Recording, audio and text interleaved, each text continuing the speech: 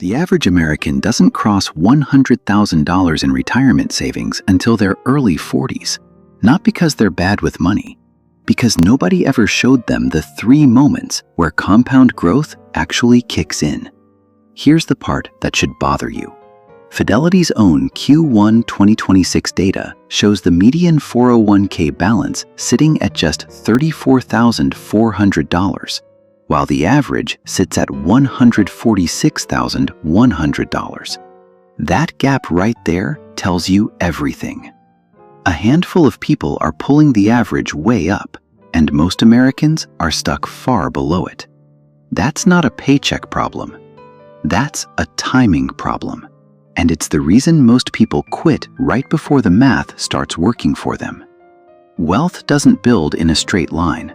It moves through 3 distinct thresholds, and almost nobody talks about them by name. I'm going to show you exactly where they are and why the first one is the hardest one you'll ever cross. Fidelity's 2026 retirement study found that nearly a third of Americans with a so-called retirement plan can't actually say how much they'll have saved by the time they get there. That's not laziness. That's a system that never explained how compounding actually works. And that knowledge gap is exactly what keeps people stuck in survival mode instead of momentum mode. If you've ever felt like your savings account is a black hole, money goes in, nothing seems to happen, you're not imagining it. There's a mathematical reason for that. And once you see it, you can't unsee it. This video breaks down the 3 specific dollar amounts where your relationship with money fundamentally changes, backed by real contribution versus growth math, not motivational fluff. You'll see why the first $100,000 takes almost 8 years, why the next $300,000 takes barely more time than that combined, and why the jump after $650,000 changes the entire psychology of risk. Based on Fidelity's generational breakdown, Gen X currently averages $215,600, while millennials sit at $82,600, meaning the gap between generations isn't just age, it's which side of these thresholds each group has crossed. Stick around, because the second milestone is where most people give up right before it gets easy. And I'm going to show you exactly why that's the worst possible time to stop. Imagine investing $500 a month at a realistic 7% return. That's not aggressive, that's conservative. At that pace, you'd cross $100,000 in about 7 years and 9 months. Almost 8 years for 6 figures. It feels endless because at this stage, you're doing all the work. Nearly $46,000 of that first $100,000 came directly from your pocket. Only about $54,000 came from growth. This tracks with Fidelity's own age breakdown, which shows the typical worker doesn't hit 6 figures in their 401k until their early 40s. Workers aged 35 to 39 average just $81,600. And it's not until ages 40 to 44 that the average crosses $120,100. Here's the part nobody puts in a 60-second reel. This stage isn't about the money. It's about proving to yourself you can stay consistent when the results feel invisible. That's the entry fee. And most people quit paying it right before it starts paying them back. Think about what that actually looks like day to day. You're checking an account that barely moves for years. Your friends are buying cars, taking trips, upgrading apartments. You're putting $500 away and watching a number that seems to crawl. That's not a failure of discipline. That's just what the front end of compounding looks like. The math hasn't betrayed you, it just hasn't caught up yet. There's also a quiet psychological trap hiding in this stage. Because progress feels flat, a lot of people start comparing their $500 a month plan to someone else's crypto win or someone else's inheritance, and they conclude the slow method doesn't work. It's not that the method failed, it's that the timeline hasn't matured yet. Every investor who eventually crosses $650,000 or $1 million passed through this exact same flat, frustrating stretch. And most of them almost quit right here too. Consider a 32-year-old in Ohio earning $58,000 a year. Contributing $500 a month feels like a stretch on that income, especially with rent, a car payment, and the occasional emergency. But that same person staying consistent through years 4, 5, and 6, when the account barely moves, is the one who's sitting on $400,000 by year 18. The version of them that quit at year 3 because it wasn't working never gets to see that number. The only difference between those two people isn't income. It's whether they kept contributing through the invisible years. There's one more layer to this stage worth naming. Behavioral finance research has consistently shown that people overweight recent visible losses and underweight slow, invisible gains, which is exactly why the flat years of building toward $100,000 feel so much worse than they statistically are. Your brain is wired to notice a stock dropping 5% in a week far more than it notices a portfolio quietly compounding 7% over a year. That mismatch between how progress feels and how progress actually works is the single biggest reason people abandon good strategies too early. But here's what nobody tells you about what happens next. The pace doesn't just improve. It nearly doubles. The first $100,000 took almost 8 years. The next $100,000 takes about 5.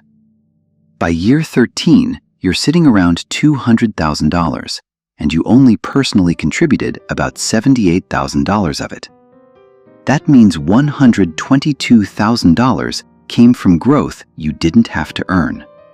By year 18, you're near $400,000. Less than a quarter of that came from your own savings. The rest, nearly $34,000 a year in returns alone at this stage, is compounding doing the heavy lifting. That's roughly the income of a part-time job that never asks for a schedule.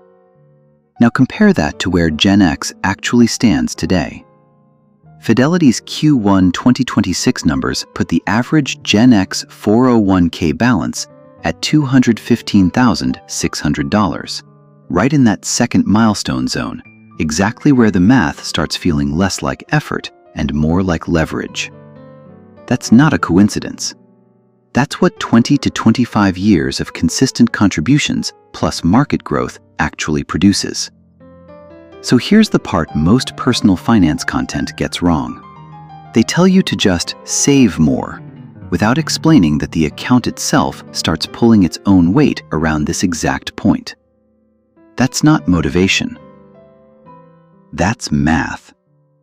And once you see the number, you stop needing motivation to keep going, because the account is now proving the strategy works in real time.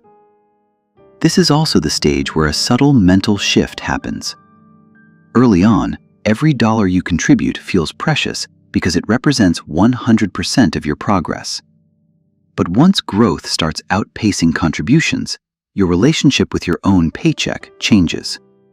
You start viewing your monthly $500 not as the main engine, but as fuel for an engine that's already running on its own. That reframing is what allows people to stay consistent even when a raise, a bonus, or a windfall tempts them to slow down. There's also a version of this stage that plays out quietly inside two-income households. One partner sees the growing balance and wants to ease off contributions to enjoy the money now. The other wants to keep pushing toward the next threshold. Neither is wrong, but the data is clear. Households that maintain contributions through this exact window are the ones who cross $650,000 years ahead of households that pause.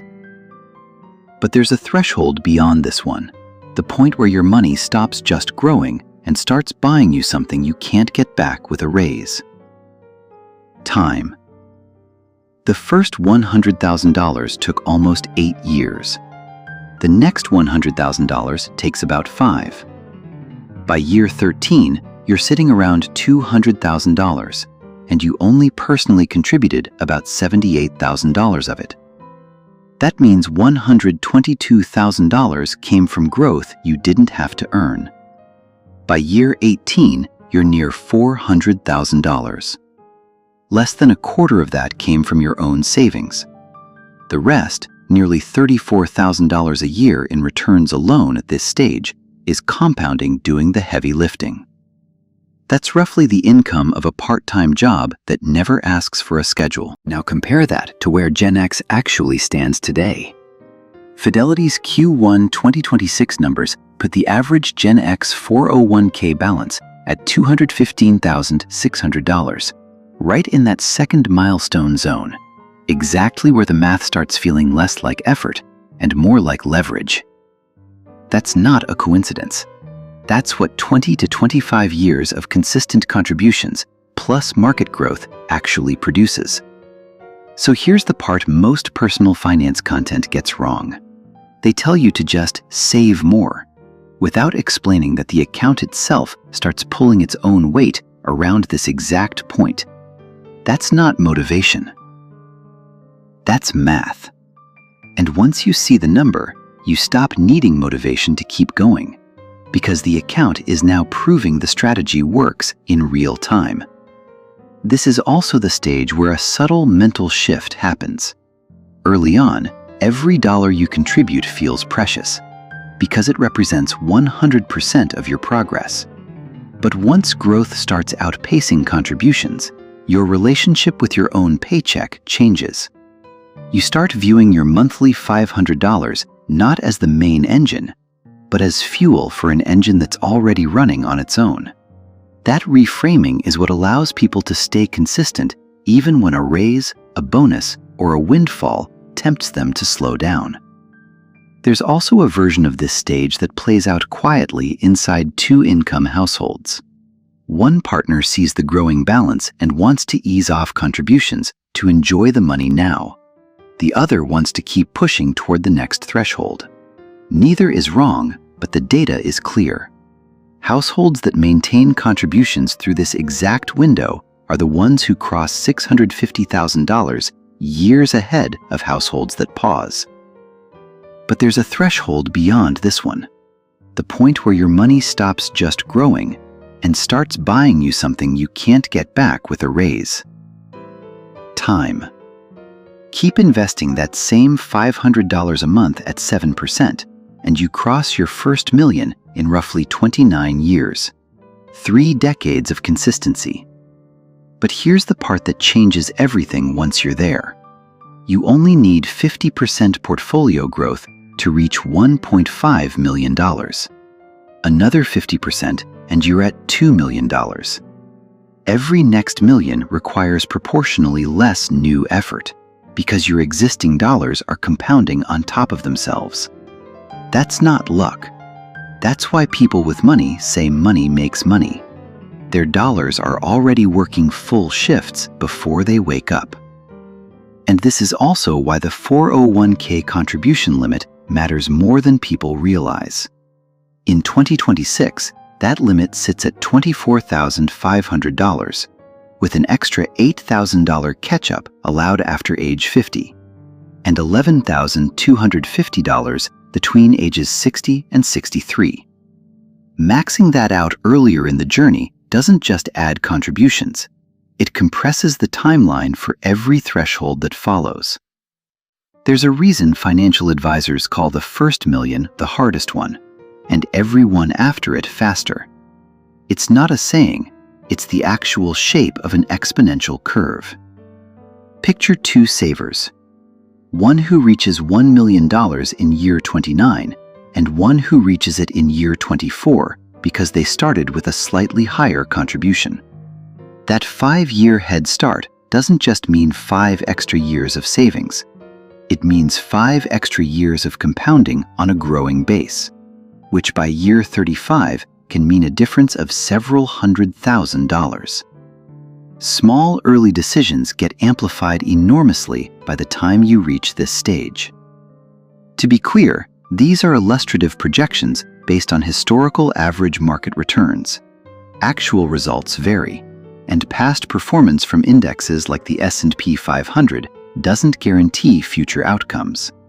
But the mechanism, consistent contribution plus time, is the same one behind nearly every long-term investor's story. But what happens when the market crashes right when you're relying on it most? That's the question that stops most people from starting at all. And the answer isn't what you'd expect. If you're investing on a schedule, downturns don't hurt you the way you think.